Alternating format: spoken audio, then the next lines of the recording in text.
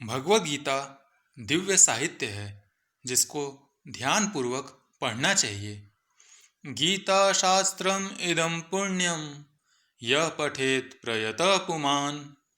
यदि कोई भगवद गीता के उपदेशों का पालन करे तो वह जीवन के दुखों तथा चिंताओं से मुक्त हो सकता है।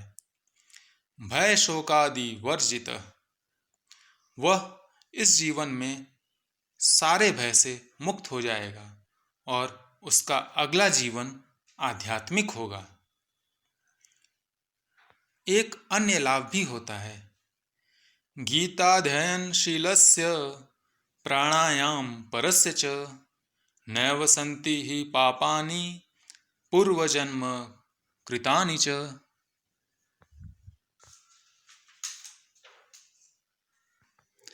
यदि कोई भगवद गीता को निष्ठा तथा गंभीरता के साथ पढ़ता है तो भगवान की कृपा से उसके सारे दुख दुष्कर्मों के फलों का उस पर कोई प्रभाव नहीं पड़ता। भगवान भगवद गीता के अंतिम अंश 18.66 में जोर देकर कहते हैं, सर्वधर्मान् परित्यज्य मामेकं शरणं व्रज अहं त्वां सर्वपापेभ्यो मोक्षयिष्यामि मा शुच। सब धर्मों का त्याग एकमात्र मेरी शरण में आओ, मैं तुम्हें समस्त पापों से मुक्त कर दूंगा, तुम डरो मत।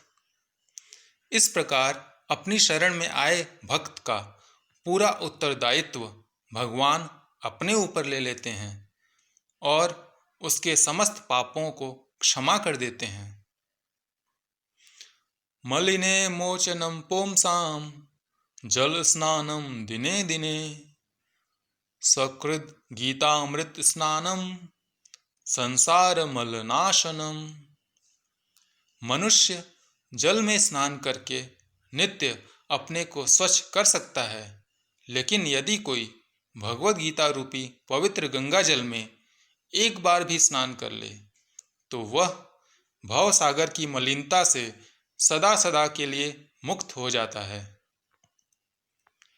गीता सुगीता कर्तव्या किमन्य शास्त्र विस्तर या स्वयं पद्मनाभस्य मुख पद्मा द्विनिसृता। चूंकि भगवद गीता भगवान के मुख से निकली है, अतएव किसी को अन्य वैदिक साहित्य पढ़ने की आवश्यकता नहीं रहती। उसे केवल भगवद गीता का ही ध्यानपूर्वक तथा मनोयोग से श्रवण तथा पठन करना चाहिए।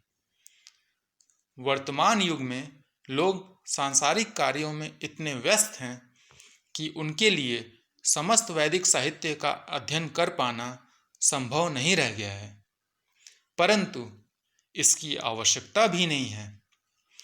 केवल एक पुस्तक भगवद गीता ही पर्याप्त है, क्योंकि यह समस्त वैदिक ग्रंथों का सार है और इसका प्रवचन भगवान ने किया है। जैसा कि कहा गया है, भारतामृत सर्वस्वं विष्णु वक्ता द्विनिसृतम गीता गंगोदकं पीत्वा पूर्वजन्म न विद्यते। जो गंगा जल पीता है उसे मुक्ति मिलती है, अतएव उसके लिए क्या कहा जाए जो भगवद गीता का अमृतपान करता हो। भगवद गीता महाभारत का अमृत है और इसे भगवान कृष्ण ने स्वयं सुनाया है। भगवद गीता भगवान के मुख से निकली है और गंगा भगवान के चरण कमलों से निकली हैं। निसंदेह भगवान के मुख तथा चरणों में कोई अंतर नहीं होता, लेकिन निष्पक्ष अध्ययन में हम पाएंगे कि भगवद गीता गंगा जल की अपेक्षा अधिक महत्वपूर्ण है। सर्वोपनिषदो गाओ दोग्धा गोपाल नंदन पार्थो वत्स सुधीर भोक्ता दुग्धम गीतामृतम महत्। यह गीतोपनिषद भगवद गीता, जो समस्त उपनिषदों का सार है, गाय के तुल्य है और ग्वाल बाल के रूप में विख्यात भगवान कृष्ण इस गाय को दूह रहे हैं। अर्जुन बछड़े के समान है और सारे विद्वान तथा शुद्ध भक्त भगवद गीता के अमृतमय दूध का पान करने वाले हैं। एकम शास्त्रम देवकी पुत्र गीतम, एको देवो देवकी पुत्र एव, एको मंत्रस्तस्य नामानि यानि, कर्माप्येकम तस्य देवस्य सेवा। आज के युग में लोग एक शास्त्र, एक ईश्वर, एक धर्म तथा एक वृत्ति के लिए अत्यंत उत्सुक हैं। अतएव एकम शास्त्रम देवकी पुत्र गीतम, केवल एक शास्त्र भगवद गीता हो जो सारे विश्व के लिए हो। एको देवो देवकी पुत्र एव, सारे विश्व के लिए एक ईश्वर हो श्री कृष्ण।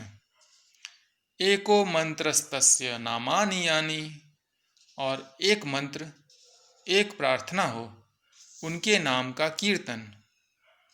हरे कृष्ण कृष्ण कृष्ण हरे हरे, हरे राम राम राम हरे हरे। कर्माप्येकम तस्य देवस्य सेवा, और केवल एक ही कार्य हो, भगवान की सेवा।